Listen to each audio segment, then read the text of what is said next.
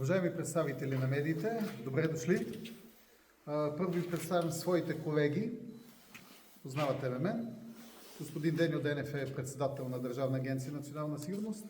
Господин Боян Раев е директор на Главна дирекция борба с организираната престъпност. И господин Георги Димов е изпълнителен директор на агенция Митници. Поканихме ви тук, за да ви представим на място мащабите на нашето разкритие, резултатите от нашата работа. Всъщност това, че сме представители на 4 институции, е показателно за добрата ни работа, за нашата координация, нашия синхрон в нашите професионални действия и в крайна сметка за постигнатите от нас резултати. Между прочим, тук е място да кажа, че това е втората ни международна операция за последните 2 седмици. Защото тази операция, тези наши действия по разкриване на тази нелегална фабрика за цигари са проведени с участието и съдействието на нашите чуждестранни партньори от Великобритания. Знаете, че миналата седмица дадохме и специален брифинг, проведохме операция съвместно с колегите от Министерството на вътрешните работи и ГДБОП по отношение на затварянето на пиратски интернет сайтове, излъчващи нелегално съдържание, нарушаващо правата на интелектуалната собственост. Днес работим с колегите си от Великобритания. Какво означава това? Това еднозначно означава високото доверие на нашите партньори, както от Съединените американски щати, така и от Великобритания, към всички наши институции. И към прокуратурата, и към Министерството на вътрешните работи, и към агенция Митници, и към Държавна агенция национална сигурност. Това е доверие, което се надявам, че обществото трябва да го оцени и да го отчете. В крайна сметка, дори и политическата ситуация да е смутна, да се намираме в известно безвремие и безвластие, ние, представители на институциите, сме длъжни пред обществото да работим в обществения интерес повече и по-добре от всякога. Дължим го на обществото и не случайно сме тук всички заедно, за да покажем на хората, на обществото, че ние работим, ние изпълняваме своите професионални задължения, такива каквито е необходимо. След като кажем някои думи, ще ви покажем да видим каква мащабите на нелегалната фабрика за цигари. Между прочим, това е най-голямата разкрита до момента фабрика за нелегално производство на акцизни стоки на цигари. По-голяма дори от тази в село Момково, Хасковско, която беше разбита миналата година. Между прочим, виждате колко добре се работи по тази линия и по това направление. Това не е първата фабрика, която разкрива в последните месеци и години. Всъщност, това е един от приоритетите в работа и на прокуратурата, и на Министерството на вътрешните работи, и на Държавна агенция национална сигурност по тази тема. Позволете ми да дам думата и на колегата си, председателя на Държавна агенция национална сигурност, господин Денио Денев, тъй като основната тежест и координацията с чуждестранните ни партньори, както казах, с колегите от Великобритания, изнесоха както прокуратурата, така и ДАНС. Господин Денев. Благодаря. Както каза и главният прокурор, действията по установяването и разкриването на тази нелегална фабрика за производство на цигари е в координация и в синхрон с партньорски служби. Оперативните действия на колегите бяха на изключително високо ниво, тъй като виждате, фабриката е изградена и в нея е вложен изключителен финансов ресурс. Работеше се при много строга конспиративност. Налични, тук ще видите и в последствие, има тунел, за който излиза на няколко стотин метра извън сградата. Действията по разкриването се дължат на почти денонощен труд на колегите от ДАНС в рамките на няколко месеца. Включително в вчерашния ден беше задържан камион, натоварен с произведени тук нелегални цигари, без акцизен бандерол, съдържащ около 990 кашона, над 10 милиона къса цигари. Действията по установяване на организаторите тепърва предстоят под надзора на Окръжна прокуратура Перник, като предстоят да бъдат извършени множество оперативно-издирвателни мероприятия, които ще бъдат проведени в координация и взаимодействие под надзора на прокуратурата, от органите на ДАНС, ГДБОП и колегите от агенция Митници. Благодаря. Колко човека са задържани към този момент? И от Това колко ще, време първо ще действа? уточним с наблюдаващия прокурор, госпожа Стоилова от окръжна прокуратура Перник, която е изговорител на прокуратурата. Но дадем думата преди това и на представителя на агенция Личи. Господин Димов. Господин главен прокурор, благодаря за вниманието. Колеги, в потвърждение на това, което изнесаха като теза главния прокурор и председател на Държавна агенция национална сигурност, един от приоритетите на правителството и държавата като цяло за 25-та година беше изсветляване на икономиката. Тя минава през това такива действия срещу организираната престъпност да не носят в себе си толеранс или възможност да се случват.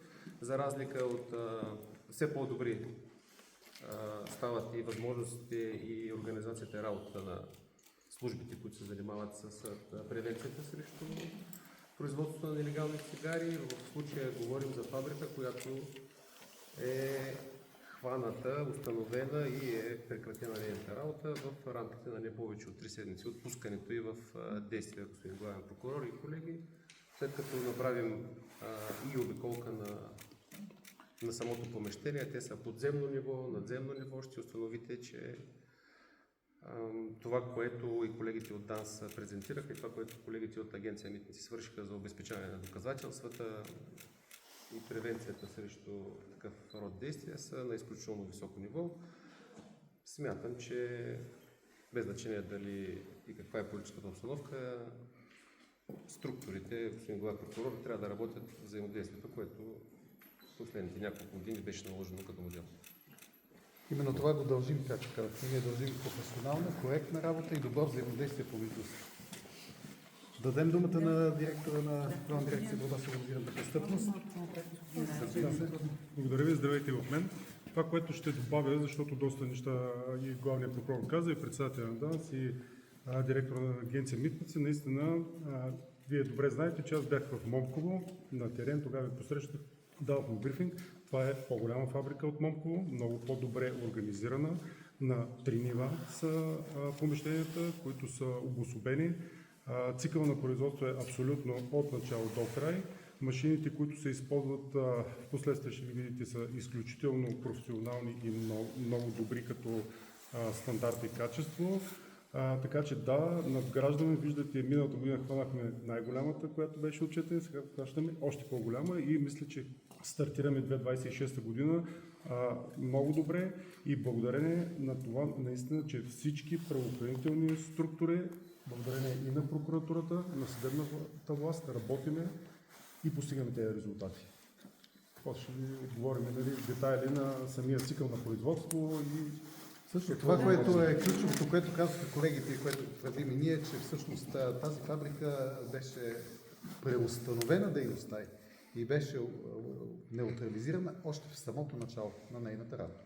Тоест не оставяме някой да работи, да произведе, да подрива, както каза господин Димов, икономиката ни и след това да тичаме след вятъра. Напротив, вече имаме добра координация, вече имаме добър синхрон на работа, имаме модус операнди, както казахме ние помежду си преди малко и никой, който произвежда нелегални цигари или каквото и да е престъпна дейност, да не разчита, че може дълго време да остане незабелязан.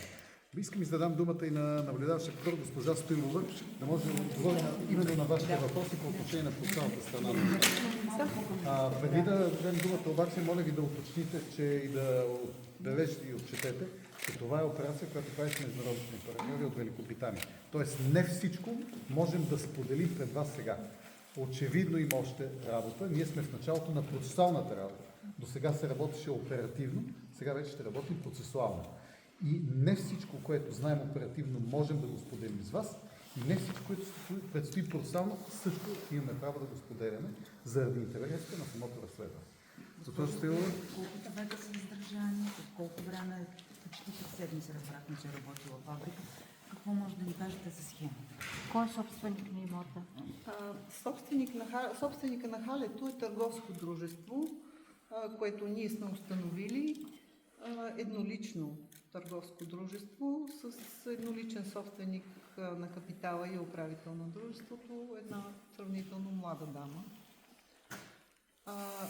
Разследването започна от вчера, макар че оперативно се работи по-отдавна. Разследването започна от вчера под ръководството и надзора на районната прокуратура с оглед на производство и държане на тютюневи изделия, за която дейност няма разрешение, тъй като това престъпление е от компетентността на районната прокуратура. Тъй като събраните до момента данни по делото очевидно сочат на една дейност на добре организирана престъпна структура, днес делото вече премина под ръководството и надзора на окръжната прокуратура с оглед на престъпление по член 321 или организирана престъпна група, наред с престъплението, касаещо производството и държането с цел разпространение на тютюневите изделия. Задържаните лица свързани ли с региона? Колко души са задържани? Задържани лица все още няма. Установена е съпричастност на няколко лица, тъй като задържането обаче предполага повдигане на обвинение, което пък от своя страна изисква да сме събрали една солидно количество доказателства. Така че в настоящия момент, в този ранен етап от разследването, тепърва предстои процесуалната работа с лицата, чиято съпричастност е установена.